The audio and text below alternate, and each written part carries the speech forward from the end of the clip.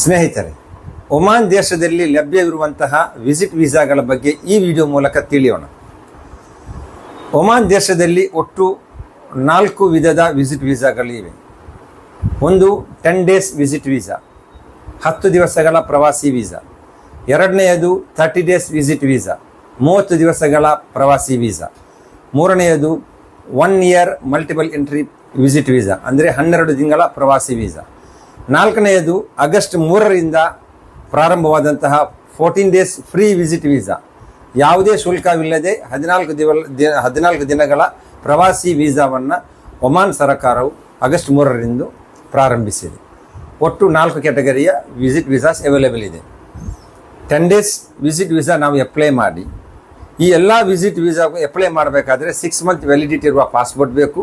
ಒಂದು passport size photo ಇದ್ದರೆ apply ಮಾಡಲಿಕ್ಕೆ ಸಾಕು. 10 ಡೇಸ್ ವಿಸಿಟ್ ವೀಸಾ ನಾವು ಅಪ್ಲೈ ಮಾಡಿ ವೀಸಾ ಇಶ್ಯೂ ಆಗಿ 1 ತಿಂಗಳ ಒಳಗೆ ನಾವು ಒಮಾನ್ಗೆ ಹೋಗಬೇಕು.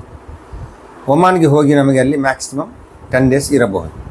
30 ಡೇಸ್ ವಿಸಿಟ್ ವೀಸಾದಲ್ಲಿ ನಾವು ಒಮಾನ್ಗೆ ಹೋದರೆ ಅಲ್ಲಿ ನಮಗೆ 30 ದಿವಸಗಳ ಕಾಲ ನಿಲ್ಲಬಹುದು.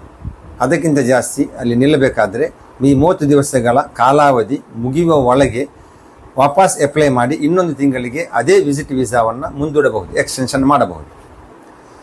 ಇನ್ನು 12 ತಿಂಗಳ ಪ್ರವಾಸಿ visa, 1 year multiple visit visa ತೆಗೆದು ನಾವು ಒಮಾನ್ಗೆ ಹೋಗುವುದಾದರೆ ಒಮಾನ್ಗೆ ಹೋಗಿ ಮ್ಯಾಕ್ಸಿಮಮ್ 1 ಎಂಟ್ರಿಯಲ್ಲಿ ನಮಗೆ ಒಮ್ಮೆ ಹೋಗಿ 30 ದಿವಸಗಳ ಕಾಲ ನಿಲ್ಲಬಹುದು. ಅದಕ್ಕಿಂತ ಜಾಸ್ತಿ ನಿಲ್ಲಲಿಕ್ಕೆ ಆಗುವುದಿಲ್ಲ. ಮಲ್ಟಿಪಲ್ ಟೈಮ್ಸ್ 1 ವರ್ಷದ ಒಳಗೆ ಎಷ್ಟು ಸರಿ ಬೇಕಾದರೂ ನಮಗೆ ಹೋಗ್ತಾ ಬರ್ತಾ ಇರಬಹುದು. ಆದರೆ 1 ಎಂಟ್ರಿಗೆ 1 ತಿಂಗಳು ಮಾತ್ರ ಅಲ್ಲಿ ನಿಲ್ಲಲಿಕ್ಕೆ ಆಗೋದು. ಇನ್ನು 4ನೆಯದು ಫ್ರೀ 14 ಡೇಸ್ ವಿಸಿಟ್ ವೀಸಾ. ನಾನು ಹೇಳಿದ ಹಾಗೆ ಇದು ಆಗಸ್ಟ್ 3ರಂದು ಪ್ರಾರಂಭಗೊಂಡಂತಹ ಹೊಸ ವಿಸಿಟ್ ವೀಸಾ ಆಗಿದೆ. ಈ ಫ್ರೀ 14 ಡೇಸ್ ವಿಸಿಟ್ ವೀಸಾಗೆ ಯಾವುದೇ ಶುಲ್ಕವಿರುವುದಿಲ್ಲ, ಸಂಪೂರ್ಣವಾಗಿ ಶುಲ್ಕ ರಹಿತವಾಗಿದೆ, ಫ್ರೀ ಆಗಿದೆ. ಈ 14 ಡೇಸ್ ಫ್ರೀ ವಿಸಿಟ್ ವೀಸಾವು ಎಲ್ಲ ದೇಶಗಳಿಗೆ ಲಭ್ಯವಿರುವುದಿಲ್ಲ, ಕೆಲ ಆಯ್ದ ದೇಶಗಳಿಗೆ ಮಾತ್ರ ಲಭ್ಯವಿರುತ್ತದೆ. ಯಾವ ದೇಶಗಳಿಗೆ ಇದೆ ಇಲ್ಲ ಎಂಬ ಮಾಹಿತಿ ಇನ್ನೂ ತಾನೇ ಅಪ್ಡೇಟ್ ಆಗಬೇಕಾಗಿದೆ.